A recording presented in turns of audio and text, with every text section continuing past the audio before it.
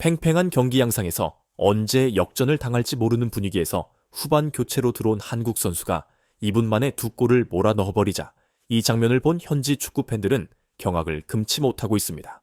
그도 그럴 것이 이 한국 선수는 선발로 나서지 않고 후반 거의 경기 종료 직전에 골을 넣고 승부를 뒤집어버리기가 일쑤였기 때문인데요.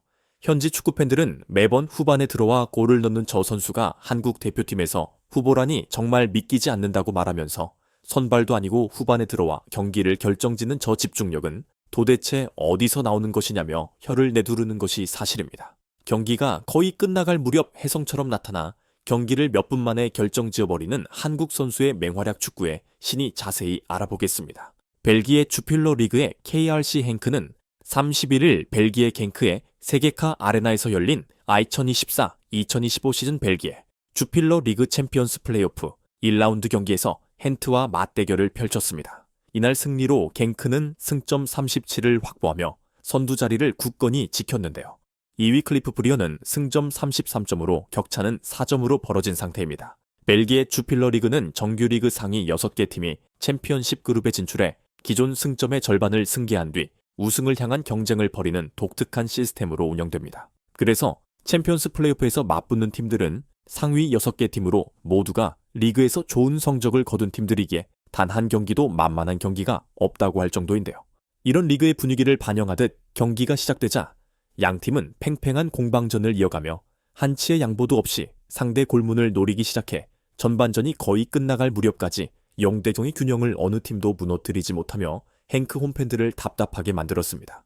전반 38분경 헨크가 페널티 박스 바깥에서 중거리 원더골을 장렬시키면서 1대0 리드를 잡습니다. 전반전을 1대0으로 마친 헨크는 후반 50분경 중앙에서 원투 패스를 주고받으며 상대의 수비진을 허물고 슈팅, 이것이 골로 연결되면서 2대0으로 앞서 나가며 승기를 잡기 시작하는데요.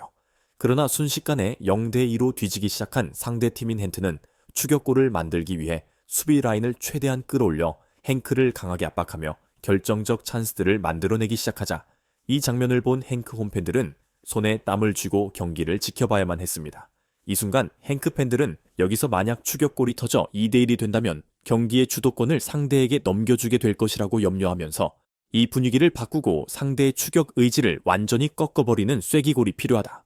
우리 팀에 있는 슈퍼 서브인 침묵의 암살자를 투입해서 경기를 결정지어야 한다고 목소리를 높이기 시작했습니다. 헨크에는 한국 국가대표 원톱 공격수인 오형유가 스코티시 리그에서 이적해 미친 맹활약을 펼치며 제한된 출전 시간임에도 불구하고 앞선 경기 2경기에서 연속골을 기록하며 엄청난 활약을 펼쳐 벨기에 현지 축구계에 강렬한 인상을 심어주고 있었기 때문에 팬들의 이런 반응은 당연지사였습니다. 오형유는 지난 9월 리그 29라운드 FCV 덴더르와의 경기에서 전후반 90분까지 0대0으로 무승부의 그림자가 드리워진 순간 경기 종료 5분을 남기고 투입되어 상대의 핸들링 반칙으로 얻어낸 귀중한 PK를 성공시켜 팀의 1대0 승리를 이끌었습니다. 이 장면을 본 일부 팬들은 종료 5분을 남기고 투입된 오형유가 PK커의 키커로 나서다니 전혀 예상 밖이었다고 말하면서 팀이 이기는 상황도 아니고 0대0에서 얻어낸 PK를 오형유가 차도록 감독이 지정했다는 것은 그만큼 오형유를 믿는다는 거 아닌가라며 박수갈채를 보냈습니다. 그래서 많은 팬들은 그 다음 경기에서는 오형유가 선발로 나서지 않을까 생각했지만 리그 30라운드에서 맞붙은 위니용 생진로 아주와의 홈 경기에서도 오형유는 선발로 나서지 않았습니다.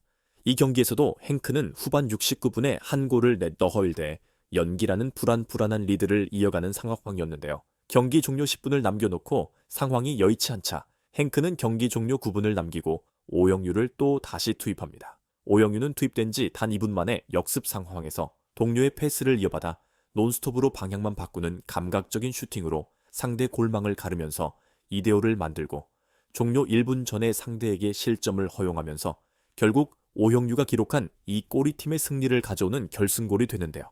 짧은 시간 안에 폭발적인 득점력을 선보이며 경기 흐름을 바꾸는 오형유의 활약에 벨기에 현지 매체들은 감탄을 금치 못하면서 손흥민의 동료인 해리 케인이나 리버풀의 모하메드 살라보다 인상적인 기록을 남기고 있다는 극찬을 아끼지 않고 있는 상황입니다. 일부 전문가들은 헨크 감독은 오형유가 후반전에 얼마 남지 않은 시간에 들어와 경기를 뒤집는 뛰어난 집중력을 가졌다고 생각해 오형유를 슈퍼서브로 활용하는 것 같다고 말하면서 선발 경쟁에서 오형유가 자리를 못 잡고 밀리는 감이 있었지만 이런 식으로 오형유가 팬들에게 강인한 인상을 남긴다면 선발 자리를 꿰차는 것은 시간 문제라고 말했습니다.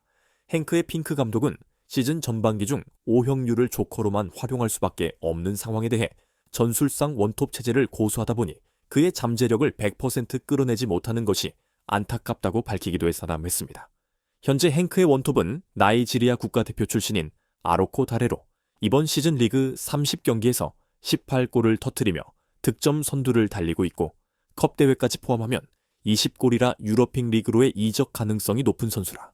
만약 이 선수가 이적한다면 행크의 원톱 공격수 자리를 오형유가 치고 들어갈 가능성이 높은 것이 사실입니다. 이날 경기에서 행크는 비록 2대0로 앞서가는 상황이었지만 상대에게 계속 기회를 허용하며 언제 추격골을 허용할지 알 수 없는 경기 양상이었고 행크 감독은 이런 상황에서 더 달아나는 골이 필요하다고 생각해 이번에는 후반 70분 좀 이른 시간에 오형유를 정역 투입합니다. 앞선 최근 경기에서 경기가 거의 끝나갈 무렵 2골을 장려시켰던 오형유가 그라운드의 모습을 드러내자 행크 홈팬들은 열광하면서 오형유가 그라운드에 나타났다. 행크의 슈퍼서브 오형유가 뭔가를 분명히 만들어낼 것이라고 큰 기대감을 드러내며 오형유를 응원하는 함성과 박수 갈채로 홈경기장은 떠나갈 듯했고 순식간에 열광의 도가니로 변했습니다.